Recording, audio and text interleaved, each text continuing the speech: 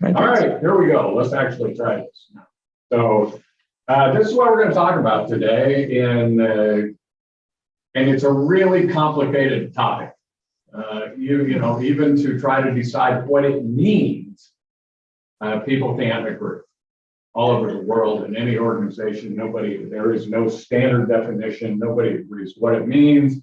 Nobody agrees where there's cutoffs between it and other kinds of nasty activity. But we're going to try to work our way through that and at least put some fences around this, come up with definitions, how it kind of gets started, what common points there are.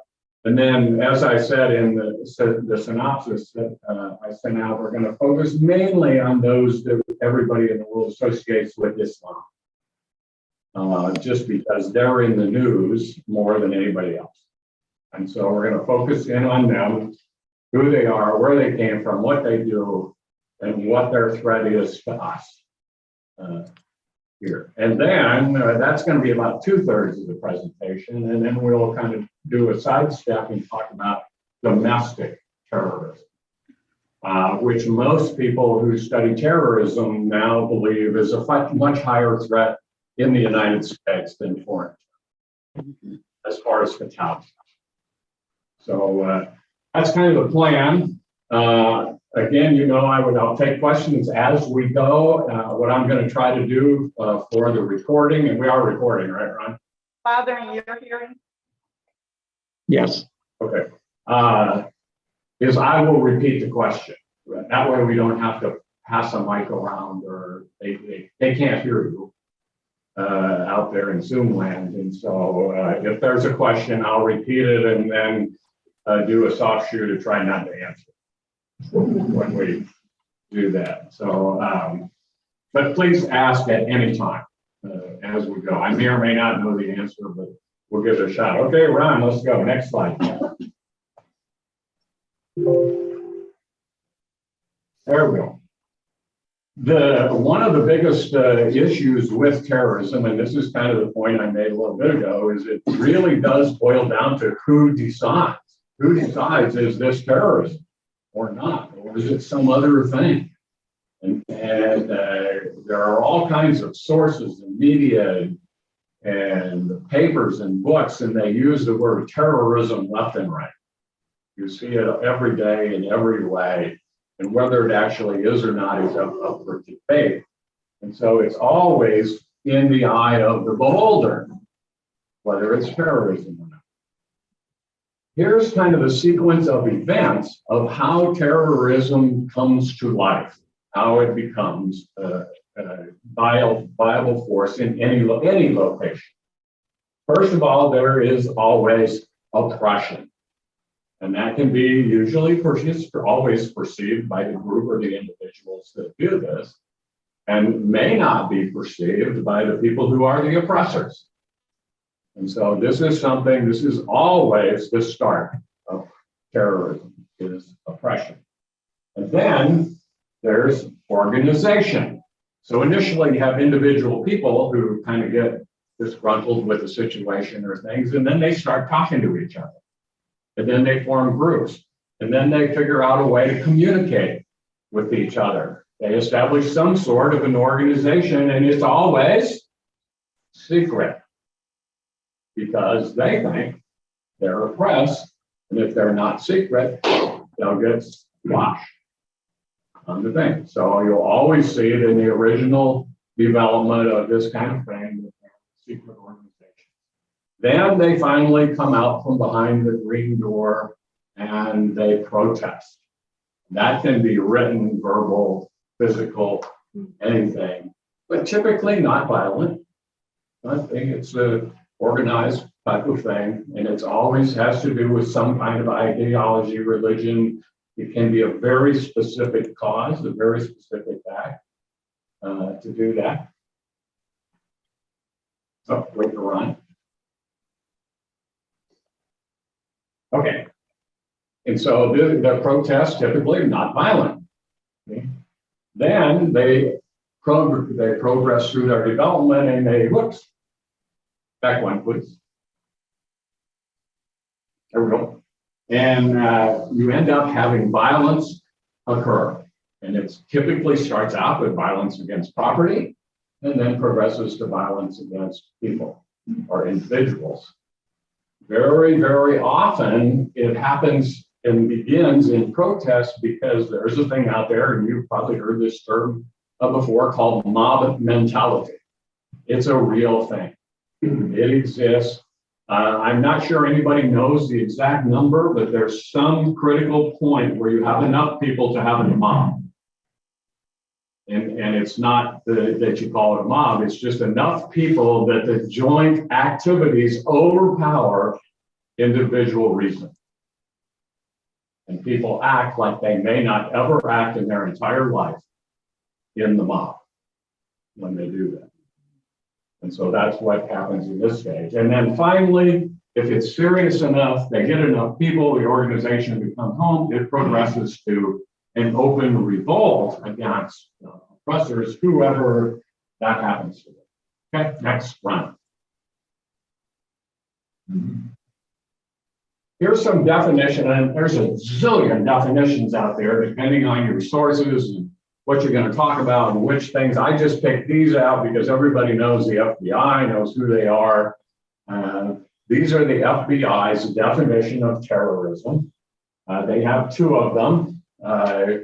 The first one's international terrorism, and you can read it there. Actually, I'll read it just in case the Zoomers can't see it. International terrorism is violent criminal acts committed by individuals and or groups that are inspired by or associated with, and this is the key for us in the US, designated foreign terrorist organizations or nation states. And designated means there's a whole group of government agencies get together and put a check mark next to them, and they are terrorists. If they don't have that check mark in the US, they are not foreign terrorists. Secondly, domestic terrorism, same start, violent criminal acts committed by individuals and or groups, ideological goals stemming from domestic influences, political, religious, social, racial, or environmental. And that's what's happening. Now, those same things apply to international as well, but that's what we're going to see in the domestic stuff. Next. And this is where we're going to go. And I told you a little bit about this. And we're going to start off and we'll focus mostly on those groups that are associated with this one as we start off here. And how do you tell these players without a scorecard? Every day we see these names in the news out there. Something's happening somewhere. So we're going to try to at least give you a good understanding. So when you see these names the next time, you'll say, yeah, I remember that. Now, next, run. Okay, this is a watch list, and this is the US FBI and Homeland Security watch list.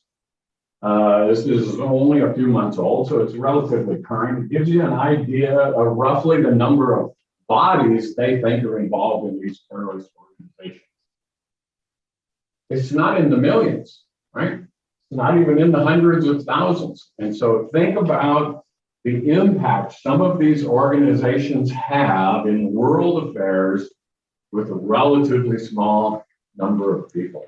That's the whole idea of terrorism, to be able to influence large masses of people and government organizations with a small number of bodies in a very violent, often, act to get attention. Next one. Here's what we're going to talk about, the groups we're going to talk about that are associated with Islam.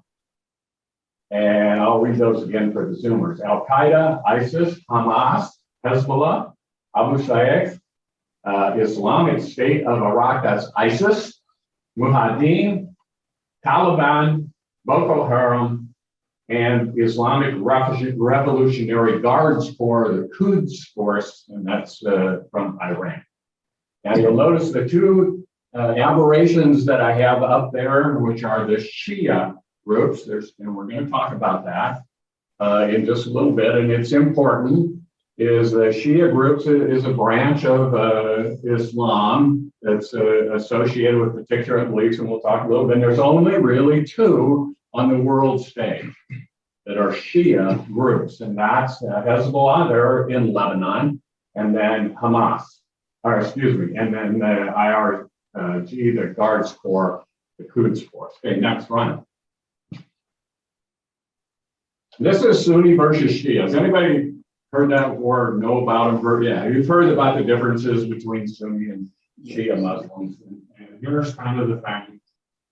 Sunnis, by far, the majority group, 90% roughly, of the Muslims in the world are Sunni Muslims, and they follow the teachings of Muhammad.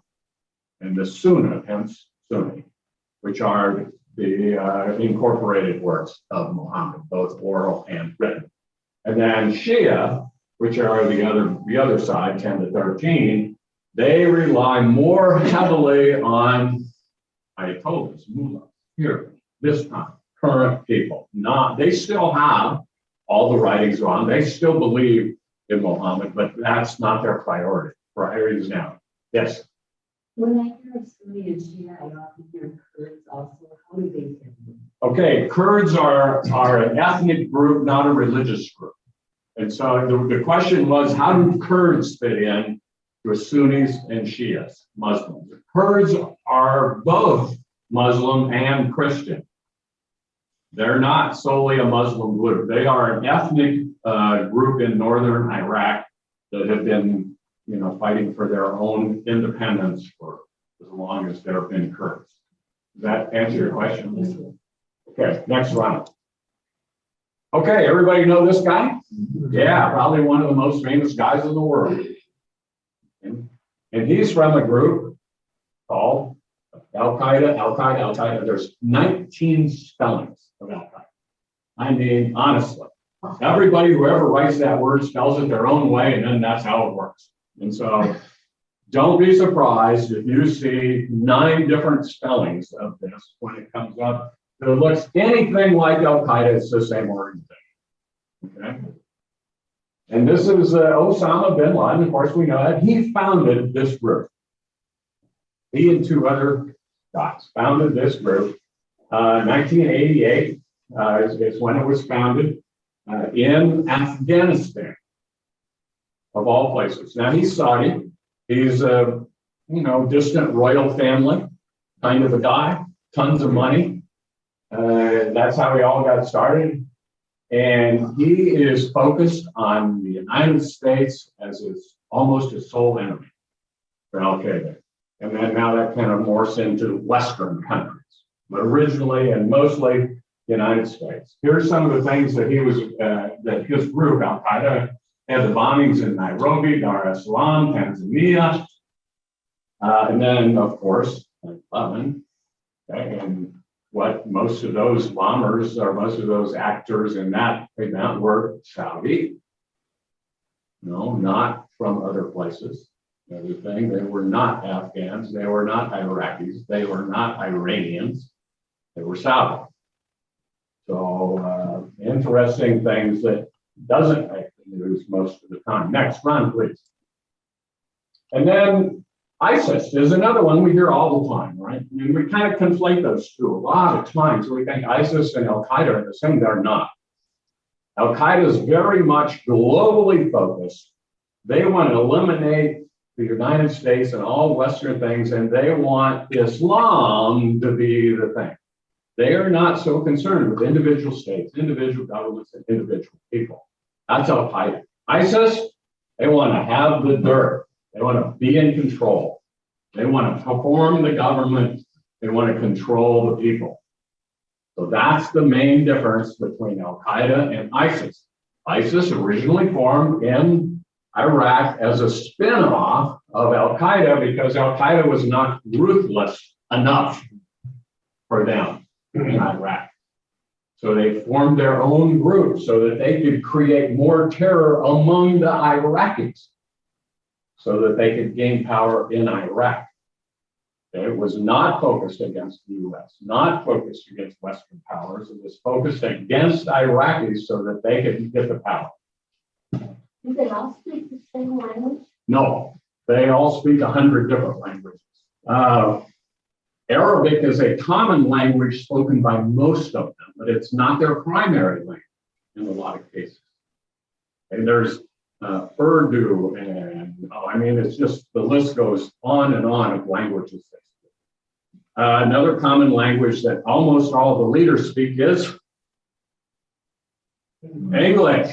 Yeah, you don't get to be the leader of these groups unless you can speak English. Doesn't happen. And this guy was a real terrorist, individual, ruthless guy, killed and tortured thousands of people in Iraq.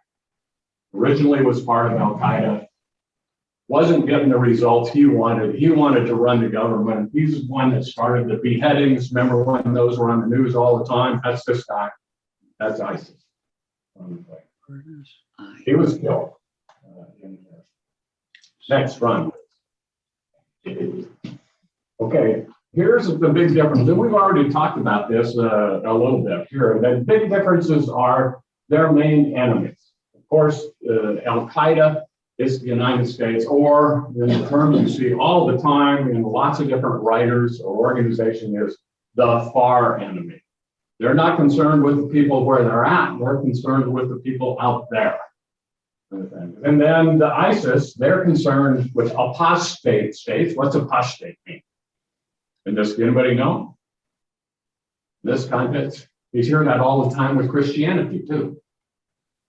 It means you're not following the dogma, right? You're not following the guidance. You're stepping out of line. You're supposed to do it like this. That's apostate. You hear the same thing against Christian people when people are persecuting Christians inside the Christian church. They do the same thing. They point at people and say, you're apostate. How can you do that? That's not according to the dogma. That's what ISIS is about. They're all about the strictness, the dogma, and the inside the thing, and doing it against their own people. Strategies. Al Qaida. 9/11. Spectacular things. They want media coverage. They want broad-based things. They want to get a reputation as Al Qaida, an international government-worthy organization. Not true with ISIS. They want to get that land, control those people, get them under their thumb, and then institute Sharia law and get things the way they want it to be inside of it. Two quite different ideas about how to go forward. Okay, Ron. And these guys here, Hamas. Anybody heard of these? Yeah, you should have probably, or you should have heard of all these organizations as we're going to talk about them here. Everybody's got their colors, just kind of like this, like Michigan State, Michigan. So these guys are green and white, and you can see there's a lot of them, right? There's a lot of them. West Bank area, Israel primarily. Next one. They were formed, as you can see here, in 1987 by the Muslim Brotherhood. They're Sunni fundamentalists, but they're supported by Iran and Turkey. Why? Because they're stirring up the pot. They stir the pot, and that's what Iran's all about. They want individual Sunni people to be fighting each other. So they'll pick one or two Sunni groups and support them and try to get an internal fight going between Sunni organizations. That's Iran. That's Shia versus Sunni. And they do it by co-opting Sunni organizations and getting them to fight each other when they do that. Anybody heard this word intifada before? That's a very important word in the West Bank and in Israel, and it means uprising, essentially. It has happened in the West Bank and Gaza twice before, in 1987 to 93, and then again 2000 to 2005. And the thousands of people killed, mostly Palestinians, not there as many Israelis. This is against Israel. These are uprisings against Israel. And there's all kinds of speculation now with events, very recent events. In May of this year, there were 4,000 rockets launched from the Gaza area. Israel. So there's all kinds of speculation about whether this is going to go hot again and we're going to be into the middle of an actual fighting war in Israel. Again, here's sort of the third intifada. And these groups get their followers by killing Israelis, bombing buses. Remember when you see on the news, and these are the guys doing this. So it's not by education they get their followers, it's by fear. It's mostly by fear, and also what you find, and we're going to see this when we get to domestic terrorism, is once you have a complaint against someone, you can almost always find somebody else that has that same complaint. Right. And then you build on each other and you build camaraderie in groups. And what happens here is these people get isolated, especially in the West Bank and Gaza. Out here, there's no social structure, there's no socialization. And so these groups are people's entire lives, and it's just like a big gang. That's the same reason people join gangs in cities. It gives them a place to belong, to be somebody. And the people inside their gang think like they do. And so that's kind of how they do it. And it is by, they maintain their power by fear and intimidation. And then they also get recruits that way because these recruits would much rather be given out the punishment instead of taking it. And so you're right, they do get people by doing it. Next slide. Here's where they operate. Now, Hamas primarily is in Gaza, which is a little tiny piece on the far southwest part of Israel there. That's Gaza, the Gaza Strip. And then the West Bank. Now, most people, including me, when I started doing this and things, I thought those were the same place. I thought Gaza was part of the West Bank. No, two entirely separate different places, two entirely separate different terrorist organizations.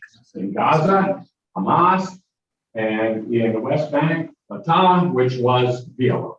That's the new name of the PLO, Palestine Liberation Organization, which we may have heard about, a lot of us back in the day when they were. What had happened though is Hamas they actually won the last election. They are now in control of the Palestinian state, all of that stuff there, even though they're in Gaza and they are outnumbered a lot by Fatah. So that's causing a lot of this between Hamas and Fatah, which Iran loves, because you got two Sunni groups fighting each other. Next slide.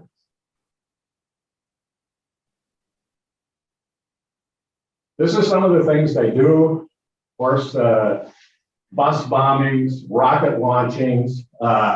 They do a lot of religious training, as you were pointing out, that's one thing that they do. They're very heavy on military style operations. They started doing suicide bombings in 1993. And that was kind of one of the original implications of that. It's interesting because Islam and all of the writings in Islam very specifically prohibit suicide. It's one of the biggest sins that you can do. So how these groups convince these religious zealots, which is what they are, to commit this gross of a sin against Islam is one of the big difficulties people have understanding about how, and they do it. I mean, it's crazy, but they get them to do it. And it's also, it's a two-edged sword because they lose a ton of followers every time they do a suicide bomb because of that. Because that's not what you do. You don't do suicide. So it's really something they leaders have to weigh. Talk about the rockets, about 4,000 of them in May. That's a lot of rockets, 4,000. 5 on the things. Of course, they're not guided. They don't have any money. They get these in, they throw them out there.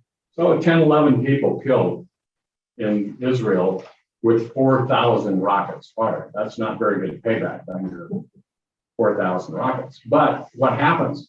Every part of Israel's hunkered down when this happens. That's the goal. It's not killing the people. It's making them change their whole lifestyle, making them think about that's what terrorism does, makes you change your whole lifestyle. Just like 9/11. What happened to us after 9/11?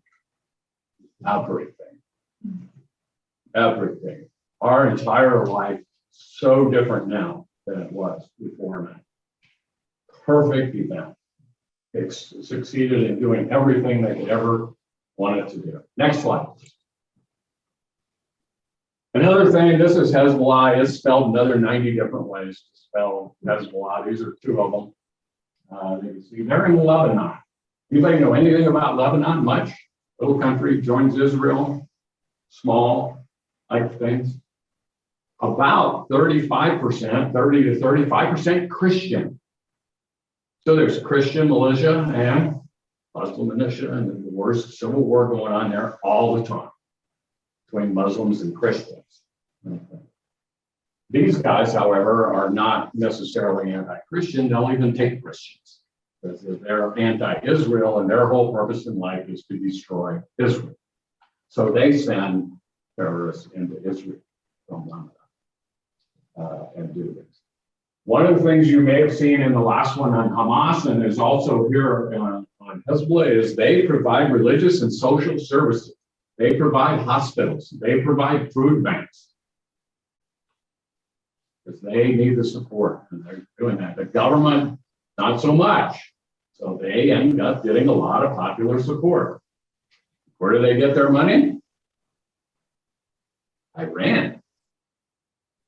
So here you have again another Sunni Muslim terrorist organization getting 90% of their money from Iran.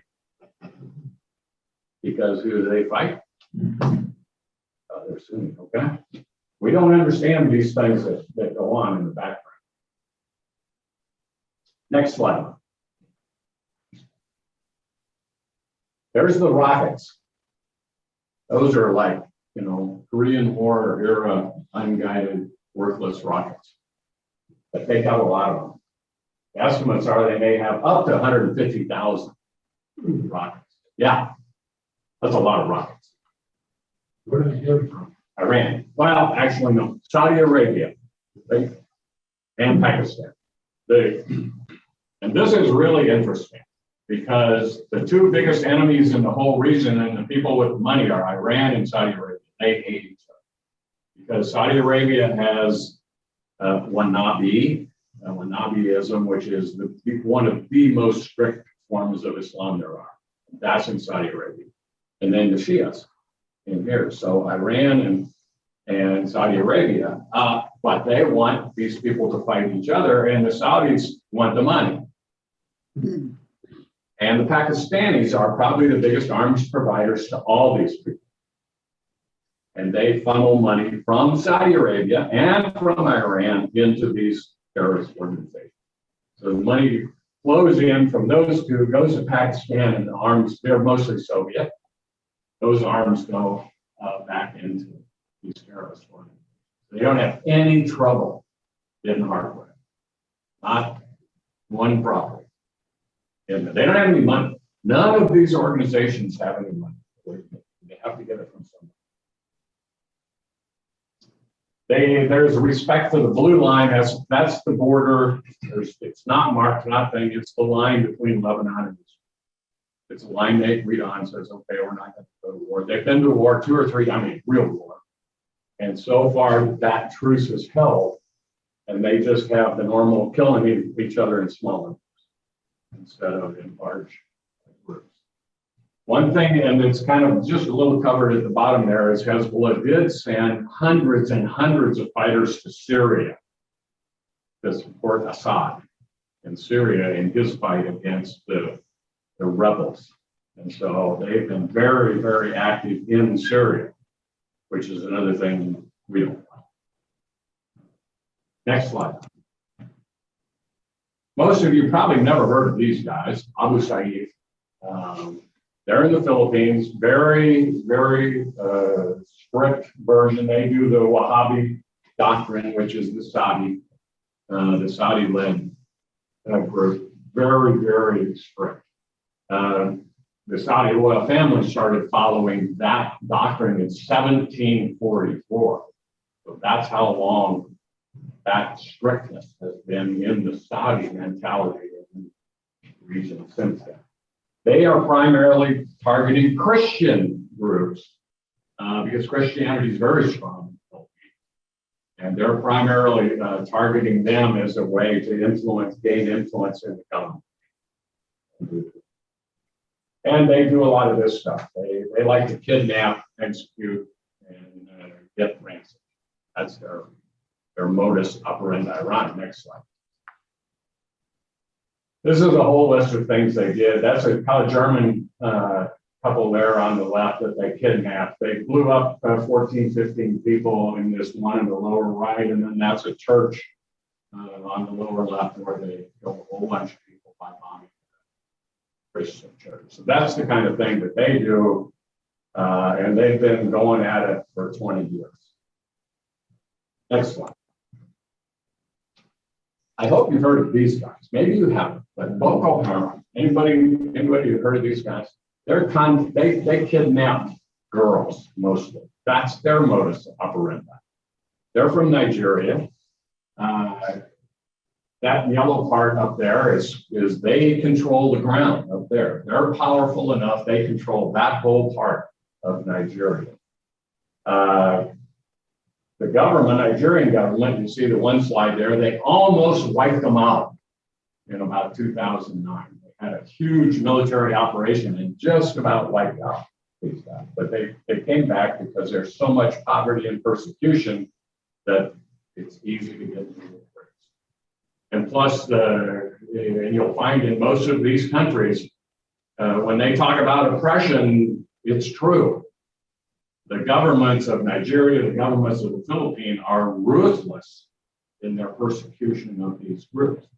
So the activities and the methods they use are every bit as horrendous as what these terrorists do. And that's why they don't have any trouble getting new recruits when it comes to it. Next slide. This is what they do. It's amazed me that how many people have died in that area. 350,000 deaths in 10-year period up there. We have no idea the stuff's going on out there in the world. Those are a large percentage of the girls that were kidnapped, all out of the school. There was a girls' school that kidnapped close to 300 of them. And some of them were killed, but most of them were repatriated. Was it a Christian school they were going to? Yes. Yeah. Not that they would know. I mean, honestly, the point is that, but it was a very, they thought, the girls thought, and everybody thought a very safe place for them. And it turned out it wasn't. Next one. This is probably one of the most interesting ones. This is one that most people probably, they've heard of the Revolutionary Guards, most people, but they haven't heard of the Quds Force. And that's kind of like the CIA of Iran, only under the military. And they don't really have a CIA equivalent because this is it. And it's controlled by the military. And they are the clandestine operator for Iran all over the world, the Quds Force. And they operate all over the world, including here, including all over the United States. We talked about Hezbollah in Lebanon. They essentially control Hezbollah. They control Hamas. Okay, back one.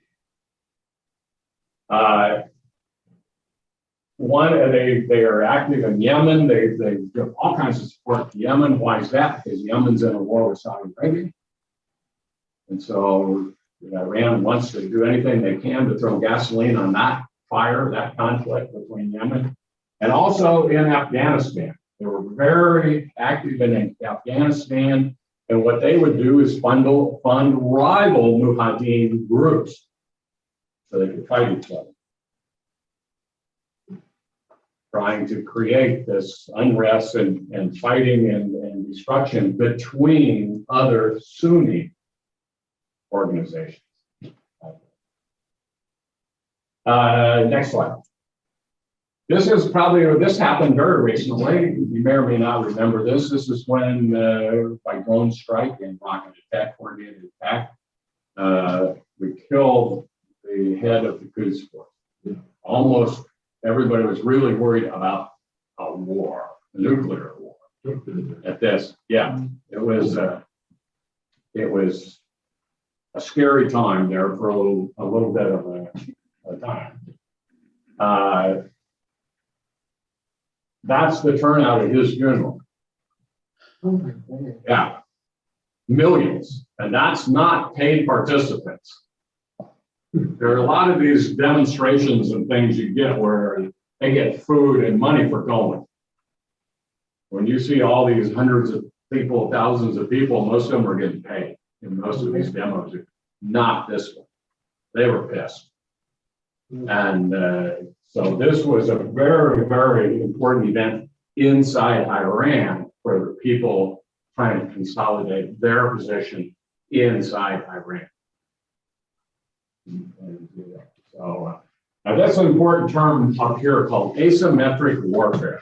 And this is what the Quds do, and this is what every terrorist organization does. It's called asymmetric warfare. We in the military started studying that and trying to figure out how to deal with it 20 years ago. And we still don't have a clue. We're just awful at it because we're too big, too conventional. Our mindset is too set in how we've always done things. And so asymmetrical warfare means you attack somebody who grossly outmans you, outguns you, has more money than you, is much better at everything they ever do than you are. And you still are winning individual actions. Because you can pick, choose, one, hit, run, the old guerrilla type thing. And it's really, really hard to combat asymmetric warfare. That's what they use to do that. Next slide. Oh, I think we're there. Yeah. This is after he was killed. This is some of the artwork that appeared all over Tehran. This is artwork in Tehran after Trump ordered the killing of Soleimani. What do you think Rashi kept them from retaliating? Well, it's a stupid idea.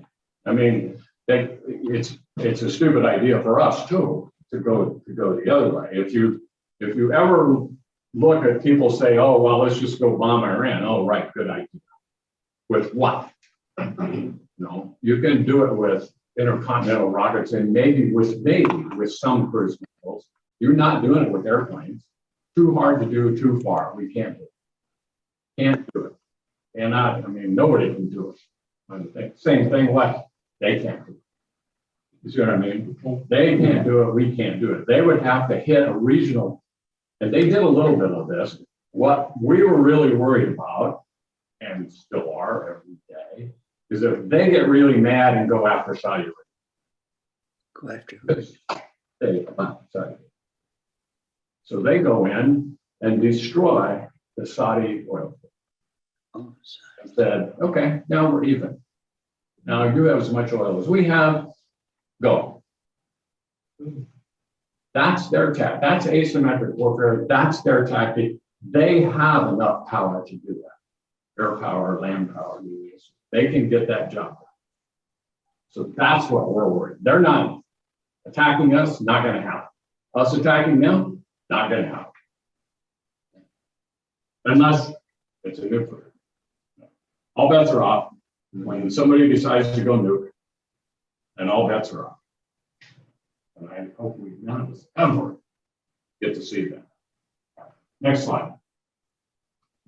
Okay, this is probably the most interesting one, and one that got me really thinking about doing this presentation was all this crap that happened in Afghanistan and when they pulled out, all these things, and now who's fighting over control in Afghanistan? What's going on in Afghanistan? Well, as you delve back into it, Afghanistan is the confluence of all of these things all these groups we've been talking about. Every one of them are operating in Afghanistan. All of them, one way or the other. Right? That's crazy when you think about it. Why? Because who can they get at in Afghanistan? Us.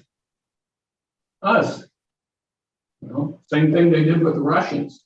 Could they fight the Russians one-on-one? Never.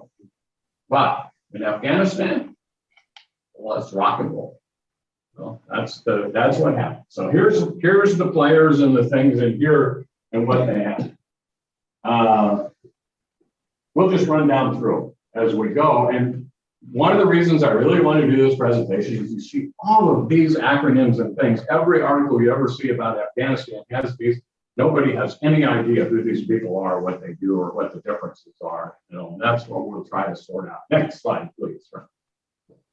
Okay, we've all heard this word. These guys have been around in Afghanistan since the very beginning of the fighting over there, and just back in the 70s and 80s. It's actually the plural of the form of muhajid, which means broadly jihad, fighters in a jihad. And Islamic law says that a jihad has to be against an outside oppressor. Outside your country. Can't be from somebody inside your country. Can't be one of these like ISIS is doing it, or can't be internal. It has to be somebody from outside your country. This is an interesting one. The bottom bullet there is the much less controversial but more general Islamic rule, and this is very, very strong rule, is civilians must never be targeted. Well, how much of that did we see? Lots.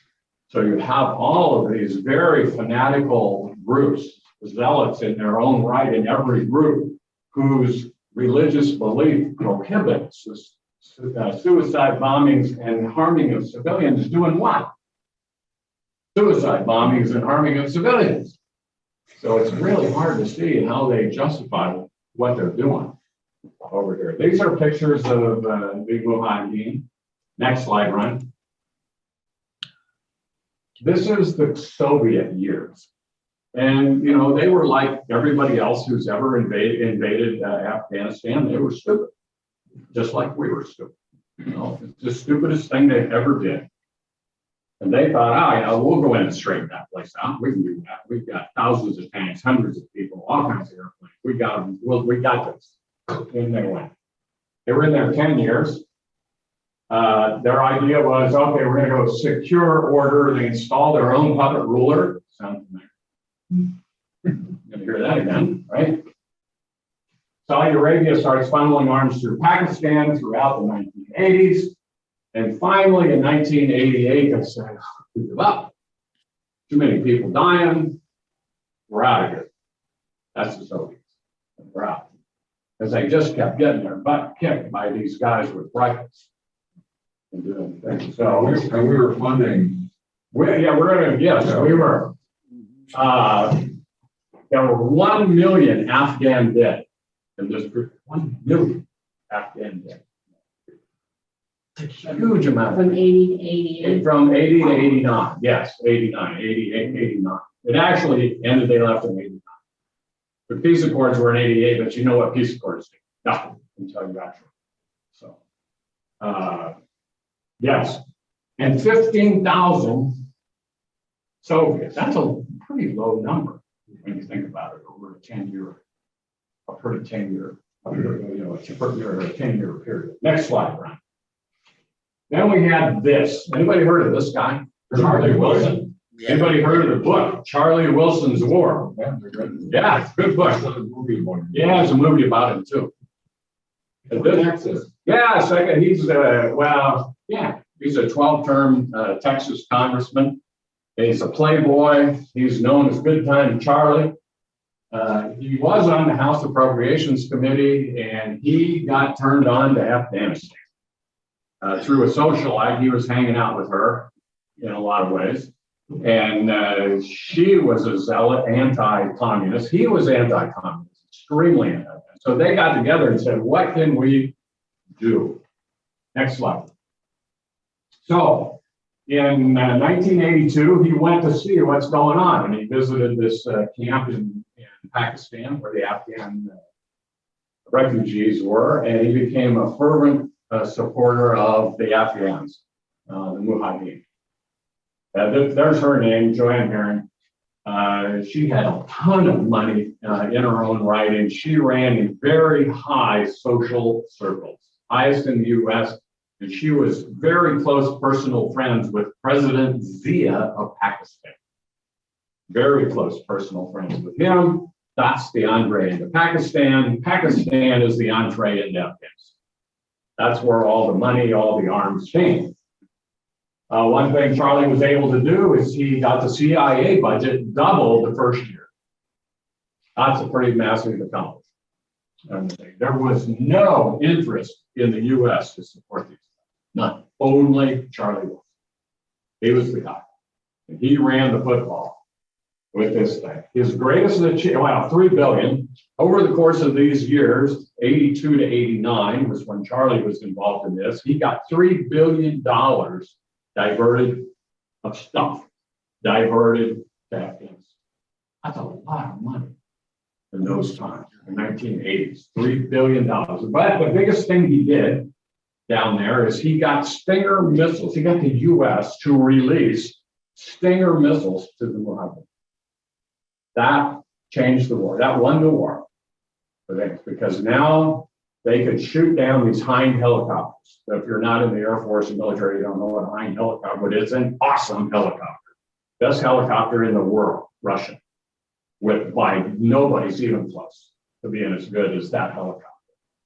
But with this, in that mountain condition, they could shoot them down. Changed the war. Took all the mobility away from the Russian forces. So they had to just stand and fight, or get there by truck, or get there by things. Not happening. So that won the war. But read that little bottom yellow thing there. Last line. Yeah. That's the most important thing about Charlie Wilson's whole thing, and that's his quote. That's a quote. That's a quote from Charlie Wilson. I better not say that for the Zoom people, but it's hey, we screwed up the end game. And the end game was we gave all this money and things to the Mujahideen, and we never really knew who they were and got them under control. Yes. So that was it. Next one. And the Mujahideen then morphed into and became who? Taliban. Yeah, they became the Taliban. The Mujahideen, who we funded, we gave arms, we trained, many things, they became the Taliban. Then you went into a war, just like in China, you went into a warlords period, and there was a 10 to 15 year period of total lawlessness and total warlord control in Afghanistan. And the Taliban, finally, they were in the far southeast part of Afghanistan, and they were very close with Pakistani intelligence, which is another major league tourist organization across the world, and they managed to force their way up and defeat the warlords. And they had enormous popular support throughout their control because they stopped the fight. Because once they defeated this person, they were done. After they beat the first two people, and they won in Kandahar, that was their first big victory. They took over Kandahar. When they took over Kandahar, it was all over. Everybody else folded like a cart. All the other warlords folded because they knew it was over. And the people supported them 100%. Excellent. The Taliban are almost all Pashtun, which is an ethnic group, not a Muslim group. That's an ethnic group. Tribal, 400 different tribes, roughly, of them operating in there. And so to be in the Taliban upper echelon, you have to be Pashtun. Not happening. So this thing is dual track, Pashtuni Muslim. You have to be Pashtun, you have to be Muslim to get in, do the things. This dates back, their code of conduct dates back to the 2nd century BC. That's the purpose. That's the Sharia law that's the most strict you've ever seen. That's what these guys believe, the Taliban. Anybody remember this photo? Yeah. Cover of National Geographic. There's I don't know if you can read. Yeah, I put his credits on there, Steve McCurry, in the green underneath that. Took that. Yeah. And it's Afghan Girl is the title of the. Yeah, go ahead. Jimmy Grenad's son did that intensely. He got permission. Yes. If you ever stop. Oh, take a look at it. I don't understand now. Yeah, but stop in and talk to Jimmy Grenad. Oh, His son did that. wow. With pencil, and he had permission to do it. But it's a beautiful work. It's a magnificent. Yeah, this is by a lot of people thought to be the best photograph ever taken. A lot of people think it's it's an interesting when you read the article about this, the National Geographic article about not about the photo, about their decision to run the photo. And the thing when you read that article, the thing guy took this and he's going through his roll of film. This is film. This is back in film days, and he's going through his film and doing through the things, and all of a sudden this pops up to Steve, and he says, "Oh my God!" Cuts that out, prints it off, expresses that thing back to National Geographic, because as you know, none of this stuff we have now with color. You know, back to them. The editor's pulling her eyes on this. Oh my God. And he says, that's our cover. Whatever we had planned for next cover, it's out. This is it. That's how much these people thought of this photo. No background, no idea who it was, no idea. And then when you read the whole story, it's quite the photo. Okay. Quite so. She's still famous. Next slide. Here's their goals. They want to obliterate the warlords. Did that. Want to create a functioning government based on Sharia law. Not so good. No idea how to have a government, how to run a government. These are all tribal guys. They're literally goat herders. And they learn So nothing. they had a really tough time establishing a functioning government. But they did know how to implement oppressive policies. They were good at that, in Sharia law. And they had enough guns to do that. And so they went with kind of a village identity. And they had a very diversified government.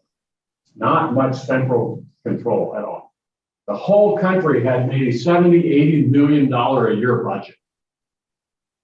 Think about that. We can't even build a bridge for that. That was their total budget.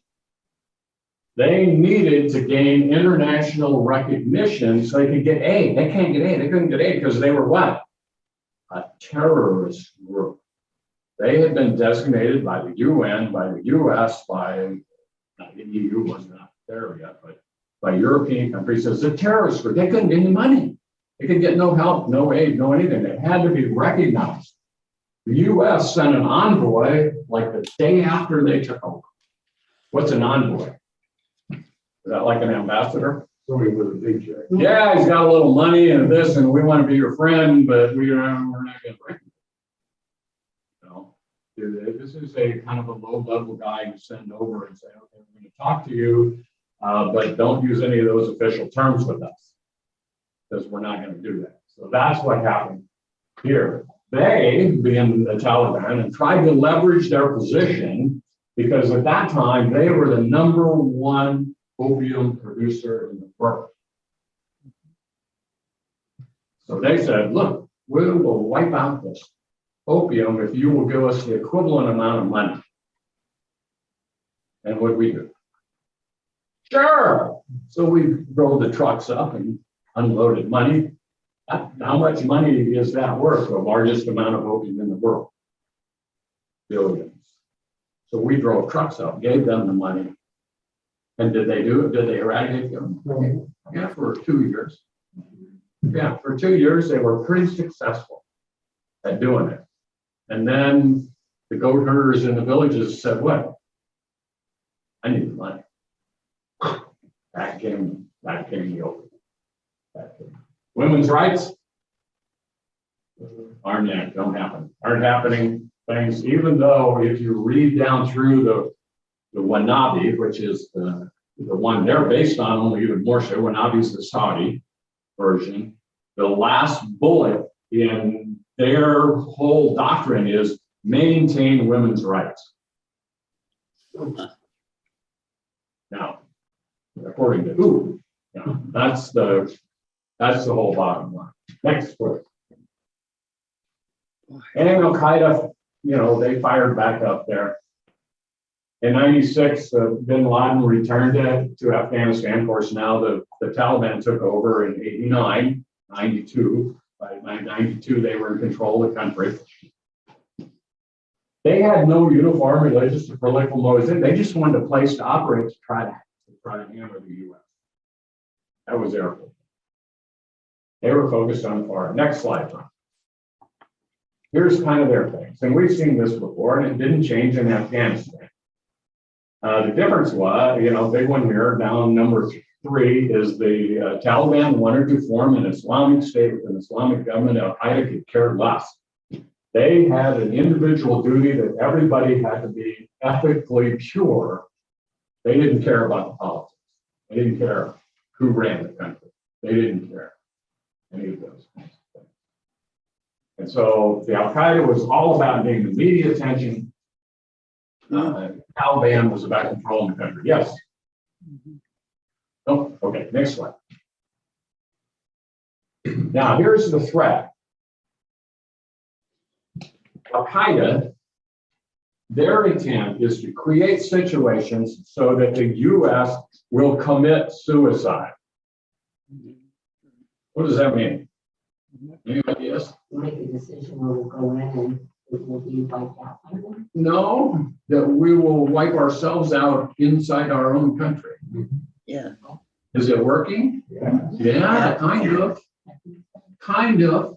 When you look at what they do and what their goal is and the fires they try to light, and you talk about all this different disinformation, and guess who's doing a lot of it? So their whole idea is to have the U.S. commit suicide internally by doing them acts external. So they will try to do acts that will make us shred our own constitution, do things we would not legally do to try to react to it. But didn't Russia also have that action? Yeah. For the story from within? Yeah. Same, and they still do it. And they're doing even better. They want to paralyze the economy. Getting a bunch of help. They're not doing it, but they're getting a bunch of help. They want to erode democratic principles. They want to have the U.S. become more of a dictatorship. See? They want us to get rid of our democratic principles and become more like them. That's their goal. That's okay.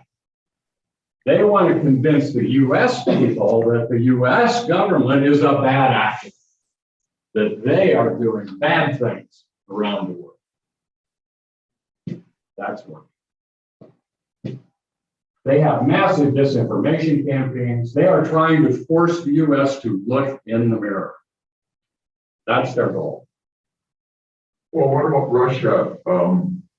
That was about you know, when they were at the end of that war, that's what, when they made the switch to, you know, their, Gorbachev. Oh, yeah, that was the same time. Yeah, 89 was the time the wall came down. And They kind of did a, they imploded. yeah. Yeah, they, according to their system. The Trump's doing. Yeah, the system that they had at the time in Russia, the old Soviet communist system collapsed in 89 to 95 time period. And a lot of that was because of this war, because people were so hacked off that for 10 years we had billions and billions and billions and this. And so that's where a lot of the anti-government sentiment inside Russia came, was from this war. And what happened to us? Same thing. We had a 10-year war and the same thing happened. Same exact. We have 20-year war. Or 20-year war. Well, we didn't really start till like 2000. That's 20 years. Yeah. You're getting old. This guy keeps me straight. All I'm a scorekeeper. Next slide. All right, we're going to shift gears here. Oop. Oh, no, we're not. We're not shifting gears. This is kind of important because we talked at the area, how do you separate all these people? We think all these things are the same, and these things, what happens is the press will use all these things indiscriminately, one versus the other. They make up their own acronyms. They do all this, so nobody has any idea what these groups are or where they're from. So the original one at the top, ISIS, Islamic State of Iraq and Al-Sham. Al-Sham. Al-Sham means Greater Syria. This is Syria in the 7th century. So if you're going to know what Al-Sham is, you got to go back to your 7th century maps and see how big Syria was and what it covered, which was all of the middle, Turkey, Syria, Afghanistan, all of that was Syria in the 7th century. So that's ISIS. That's their way of saying, we want it all. We want this whole thing. All this area. That's ISIS. That's what Al-Sham is. That's ISIS. Now, this next one down, that's ISIL. You see that once in a while. ISIL, I-S-I-L, out there. This was used by President Obama because a bunch of scholars figured out that the word Levant, which is the L in ISIL instead of S, the word Levant is the closest English word there is to Al-Sham. It's got the closest meaning. So that's how ISIL came about. We made it. So they started using it because of that group. And then they said in 2013 or 14, they said, we're not doing that. No more ISIL. So they don't recognize that. But then what they did, that group, ISIS, and all those groups in 2014, they said, we're just going to we're going to be the Islamic State from now on. So that's everybody, the whole world, Islamic State. So they're not just now limiting themselves to Iraq and the Levant and Turkey. This is now a worldwide organization and a worldwide. That's according to them. That's So, from the United States too. oh yeah, but that's according to them. Yeah, that depends now whether they can get journalists or anybody to pick up on that and use that term. They've been trying it for 5 years. We don't see that term very much. We see ISIS, ISIL, don't see that.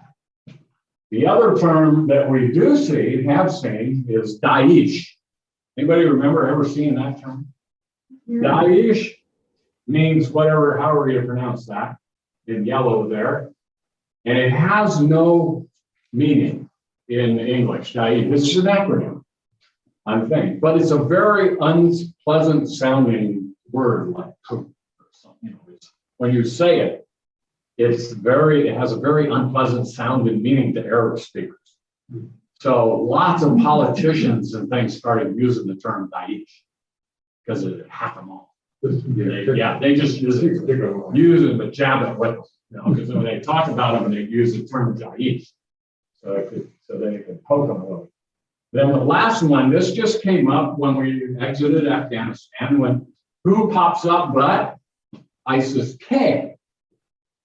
Well, nobody had ever heard of ISIS-K before. There was no ISIS-K on the thing until we left Afghanistan, and that's what it means. Islamic State, Khorasan province, far southeast part of Afghanistan, and it was disaffected Pakistani Taliban who formed this organization.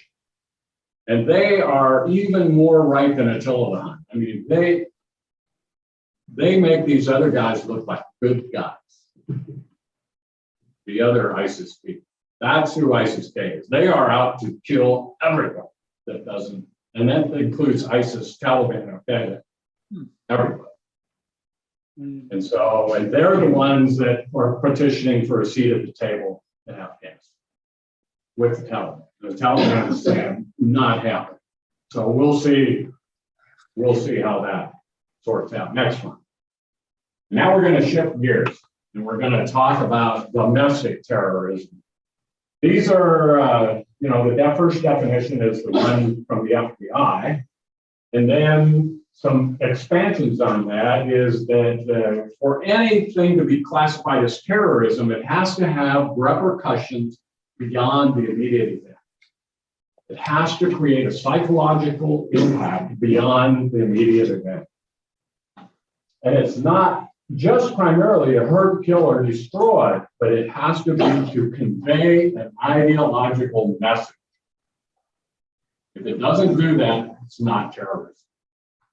It's just an act of violence, which happens. It's extremism. It's a mob mentality. But it's not terrorism if you don't have that. Next slide. This was added to the Patriot Act. And there is now even though this is an act, it does not create in the Justice Code, there is nothing that you can be charged with as domestic terrorism. In the United States, we have no way to charge anyone with domestic terrorism because it doesn't exist in the Justice Code. We have all these other things about burning buildings, killing people, doing things, we charge them with that. Can't charge them with domestic terrorism. The bottom line in the yellow there, if the act is intended, and that's the other big thing in terrorism, is there has to be intent going into the event, not something that pops up in the middle of the event that they do this and it has an ancillary thing that affects public opinion. Going into the event, there has to be an attempt to intimidate or coerce the civilian population. There has to be, it could be an attempt to influence the policy of a government by intimidation or coercion, or to affect the conduct of government by destruction, assassination. Okay, next slide. Again, same stuff, right? We saw this all the same for domestic terrorism. Ron, next. Okay, let's run down a few of these just to see what's going on. Now, one thing about terrorists, and this is true of any place, any country, any time, is are they patriots or are they terrorists? That question is asked everywhere in the world there's ever been a terrorist. Are they patriots or are they terrorists? Are they freedom fighters? Next slide. These guys, anybody heard of these? That's the first domestic terrorist organization in the United States. Sons of Liberty. There's the time period, 1765 to 83, and formed by Samuel Adams, pretty famous guy. Committees of correspondence were the secret organization. Remember, you got to be secret, got to get organized. That's committees of correspondence. They organized the first terrorist act in the United States. Boston Tea Party. Boston Tea Party. Boston Tea Party. $1.7 million was the value of that tea that they threw. That's That's not what we normally think when we think of the Boston Tea Party. They come out, they threw a few crates of tea in them. Nope, $1.7 million worth of tea. Then a few weeks later, they burned and sacked the home of the Massachusetts Lieutenant Governor. And they attempted to take advantage of mob mentality, get people fired up, get things. They began as a secret society, and they eventually did what? Went into open revolt. And they became the foundation of the open revolt in the United States Revolution. Next slide. This one, I know nobody's probably heard of this, have they? Mountain Meadows Massacre. Okay, here's a book to read. Here's a book. One Banner Under Heaven. One Banner Under. Anybody heard of Into Thin Air, the book? Krakauer, about Mount Everest? Same guy, John Krakauer wrote One Banner Under Heaven. It's about the migration of the Mormons and the establishment of their group in Utah. And inside that book is a description of the Mountain Meadows Massacre. The reason I know more about it than I ever wanted to know is I lived in Harrison, Arkansas for 10 years, and that's where the wagon train started that was massacred. So we have a museum and history and monument in Harrison, Arkansas to the people that were killed in this massacre. And it was just a wagon train of people going to California, but at that time, the Mormons were trying to get their own state formed in Utah, and they controlled Utah, and they were in a big battle with the U.S. government. And the U.S. government was trying to crack down on their ability to control land and taxes and things, so they said, we'll fix him. So they organized this massacre with some Indians. Help. And the idea was to convey to the U.S. government, oh, you don't have control, we have control of Utah territory. Didn't work. Government sent federal troops in, squashed them like a bug, threw out all their leaders, establishing a U.S. governor in the state of Utah, and cracked down. And that was the big last final crackdown on the Mormons, as far as independent operation. But that was a huge deal at the time. Next slide. Who's heard of these guys? Probably the most famous terrorist organization in the United States. Anybody ever think of that as a terrorist organization before? I mean, it is 100%, without a doubt, a terrorist organization. Formed in 1865, a bunch of people from the South, they wanted to reverse Reconstruction, and they didn't want any black rights.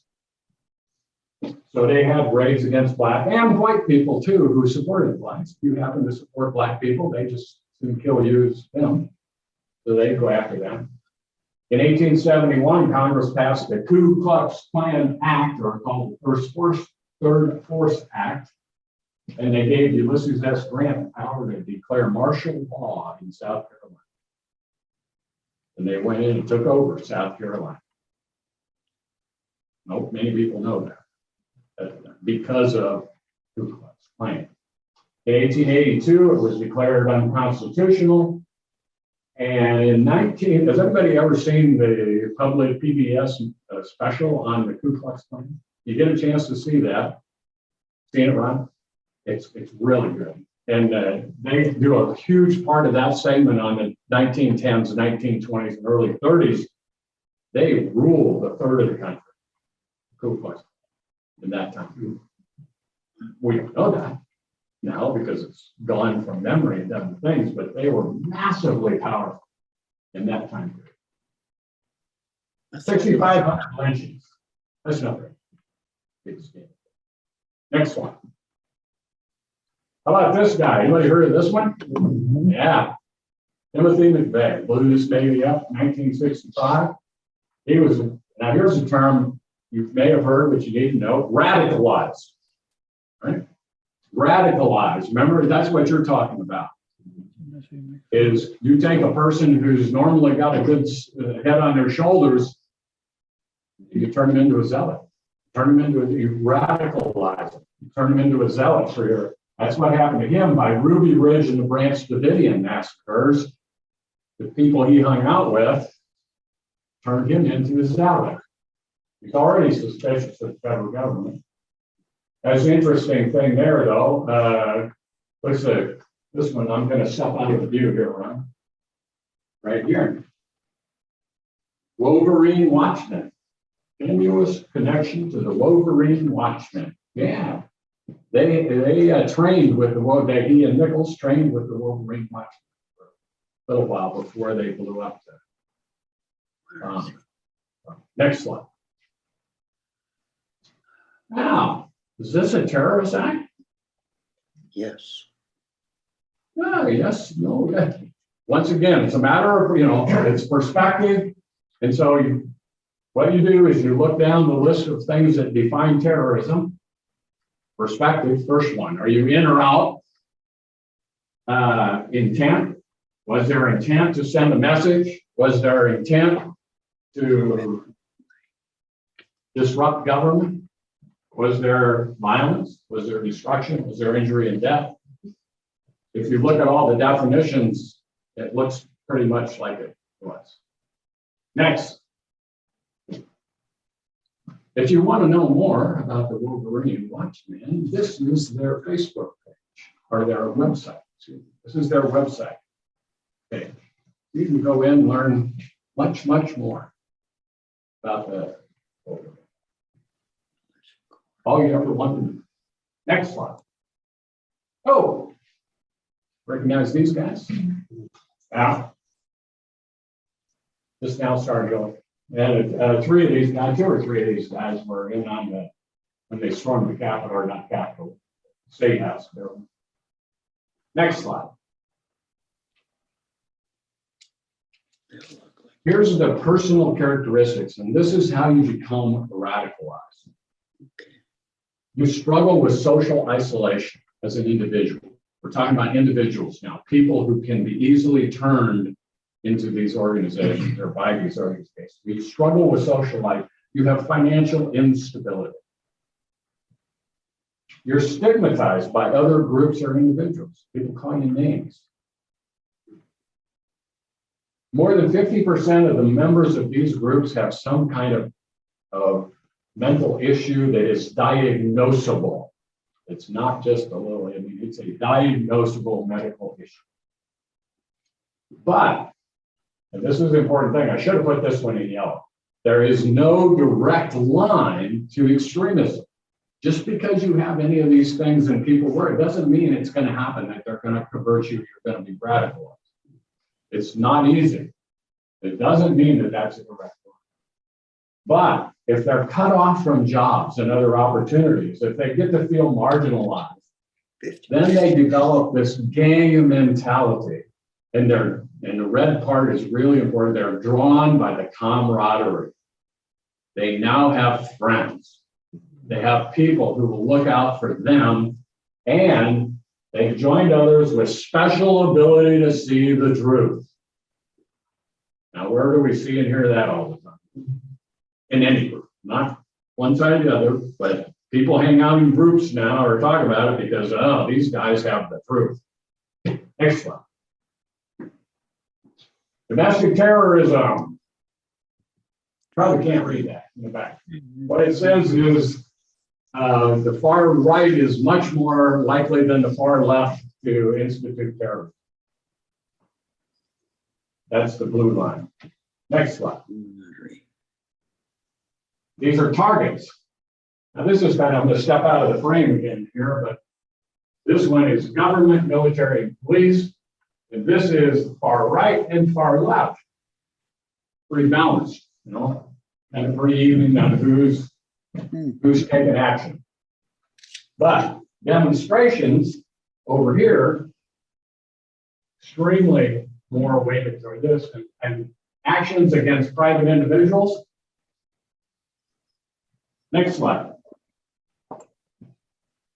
And here's the fatalities by group size. This is an interesting thing here. Far right wing 114, jihadist 107. So the Islamists are losing it. Not very effective. Next slide. Oh, come on. And here's a list of names you probably recognize a lot on here. There was If you don't, start looking for them in the news and in the action, in the things. So you've got on the left, ANTIFA, Occupy, Workers Solidarity Alliance. What is that? Some communism. That's what it is. It's a name for a communist party. Black Lives Matter, Black Bloc, John Brown Gun Club. And the bottom two are probably the most destructive of any, on the left-hand side, of any of these things.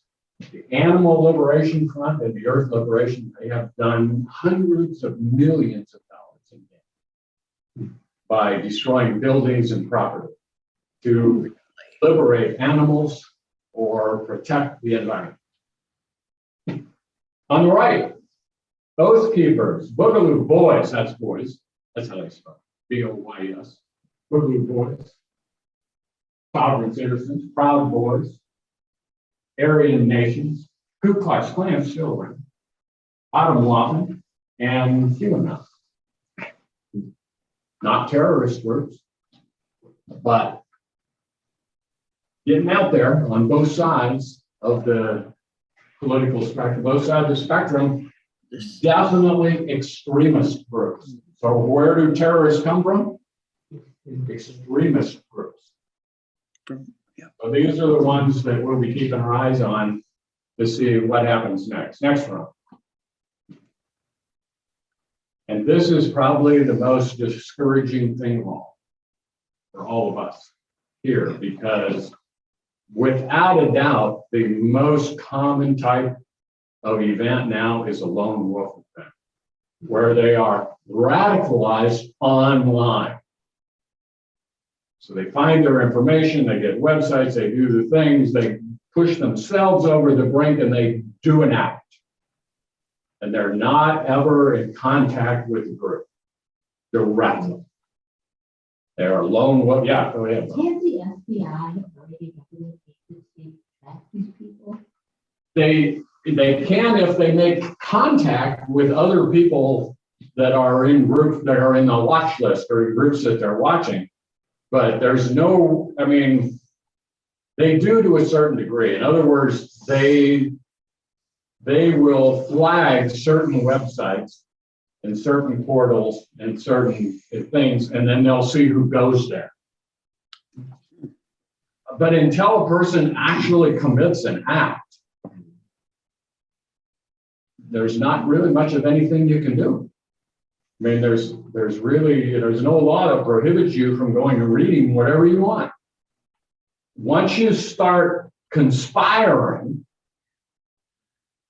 now they're all over you. So that's why this lone wolf business, is if they start conspiring, if they start communicating, then we watch that pretty good. We're pretty good at that kind of stuff. So if they do that, then we can probably figure out who's playing and who's not. But if they don't conspire, it's really, really hard. Just about impossible. Next slide. That's it. You have now been force-fed more than you ever wanted to know. International terrorism and domestic terrorism. Any questions, comments? Yo, back there, camera. Last slide. Yeah, that one. Which one? Slide. The last one. The very last one. 14 to 1. No, that's the first one. My question was about the lower right slide. What is represented by the red? I don't remember what the lower right is. One more. It's a global map. More. Oh, yes, that is in 2020. That's 2020 map. That's where the most violent outbreaks of terrorism happen. Most violent, the most deaths happen. In those locations marked in red. It's really bad. I know. or any source, any group, any source, anything, and look, and without a doubt, it's Africa. It's where the vast majority of deaths are occurring. But you can see it now, for instance, we have things in the US where you have, we've had several attacks of, against gay clubs. 50, 100 people killed total in the last 2 or 3 years. But that's a terrorist attack by all these definitions, because it has people with forethought against this particular thought or against a particular consciousness going in, trying to make a statement and convey a message. And so that's What was the time period? that's an example of what's happening here in the US. Our numbers are, we have not much over 10 or 15. That's a low number, 10 or 15 in an individual event. Would you consider what happened in Seattle, where groups were going down and just tearing off buildings and going and Yeah, and again, you have to look at that list of things. Did they have the intent going in to do that, to create a message that extends past the event? Maybe. Yeah, that's the logic. That's why it's so difficult to put a label on any one individual event, unless there's some group that says, and they usually do this beforehand, say, all right, well, we're going to do this, and then that's terrorism. But if you have a mob that suddenly explodes into violence or into damage, and there was not an intent to do that specific damage event before they started, then that's probably not terrorism. They can't prosecute them for terrorism, but they can prosecute them for 10 other things. Yeah, there is no domestic terrorism statute anywhere. So they can, all those things that happen, the destruction of property, the looting, the things, that's all prosecutable act, every one of them. So it's whether they do or not, I don't know, but they are, we see that, all over every kinds of things. You say, why aren't they hanging those people? You had a question from Olin Jointon in chat. Maybe you could address that.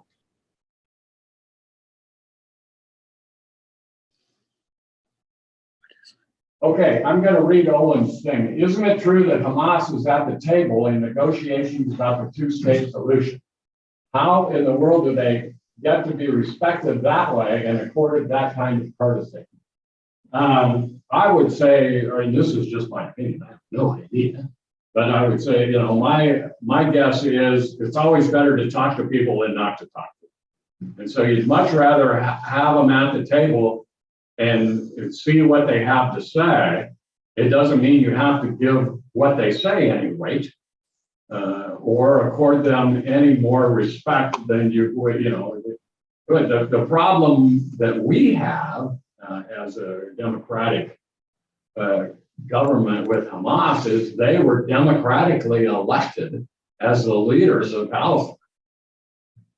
They did not get that position by force. They got it in a democratic election. So it makes it awfully hard for us now. That's the two faces of Hamas, this group over here doing this, but now it's like the IRA. Do you talk to the IRA in Northern Ireland? And we've got the political wing and Sinn Féin. Well, they're the same people, but you've got a political wing and things. And so that would be my answer is I would say, we're going to talk to them. That doesn't mean we have to listen, take what they say or give them any particular recognition. However, it's really hard for us not to recognize them because the elections, by all accounts, were actual elections. They were not, artificial run by one party or anything. Yeah, go ahead, I Lisa. have a comment and a question. it's just interesting to me to watch the bullet points. And my thoughts went to our school board meetings, especially September and October, the way I felt when I went to the school board meeting, there were a lot of parallels. Oh, in here? Yeah. You know, just it was interesting to The thing you learn as you study this, and you know, I was no expert now. I certainly was no expert when I started, but you do learn that there are parallels in lots of things. And you know, and as always, and the most part of this out is that the perspective where you stand has a very direct bearing on what you think about the act, about the thing, or about the group. And so that's what makes it so hard or so interesting,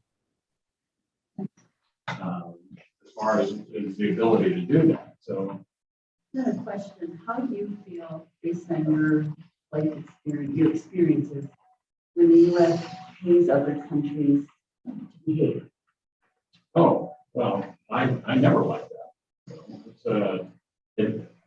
It doesn't seem to me that giving people money ever does anything. You know, especially when you give them money. When you give them money, it never goes where it's supposed to go.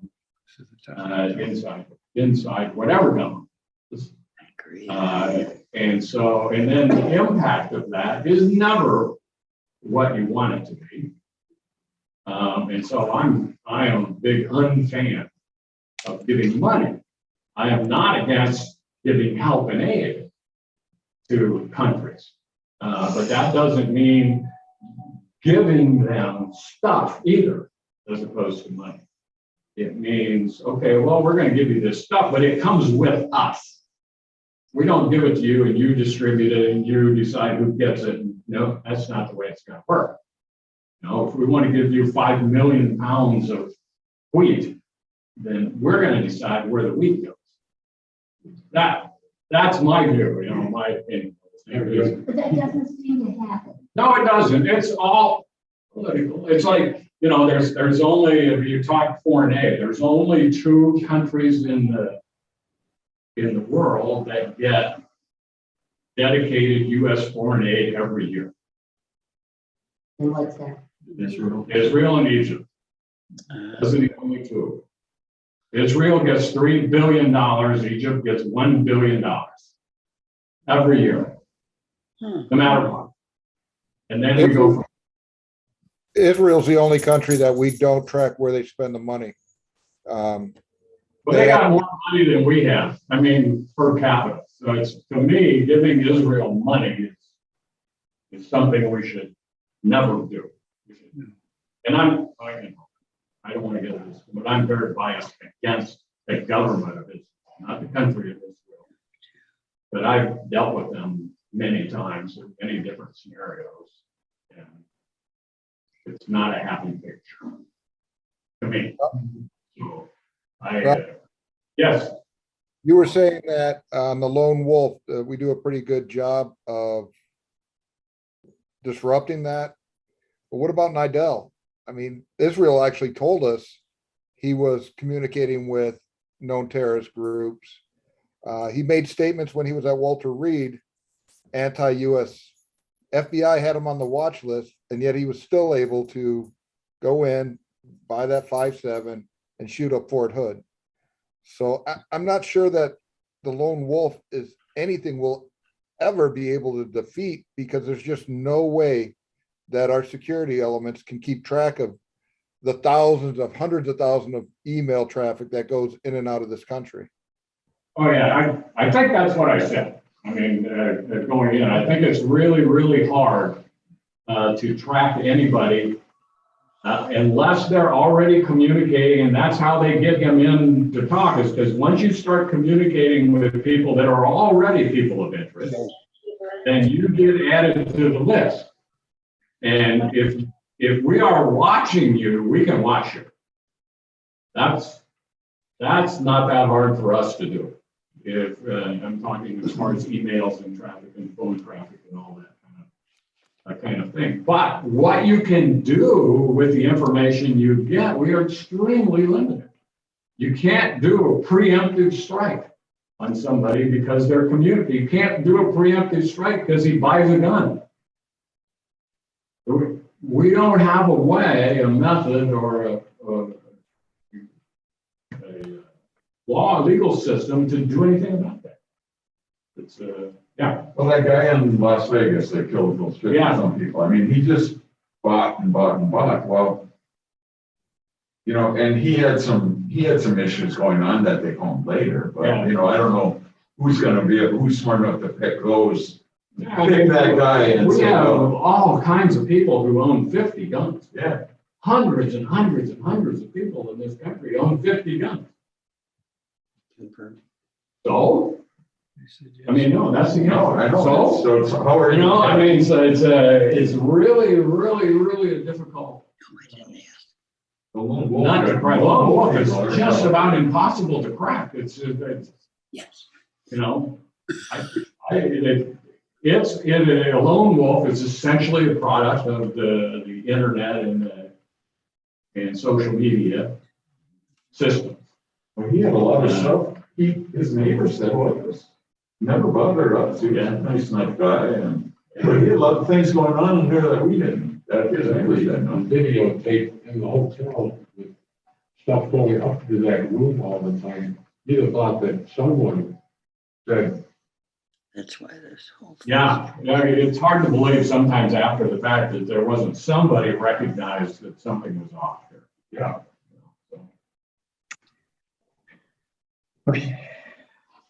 Okay, thanks.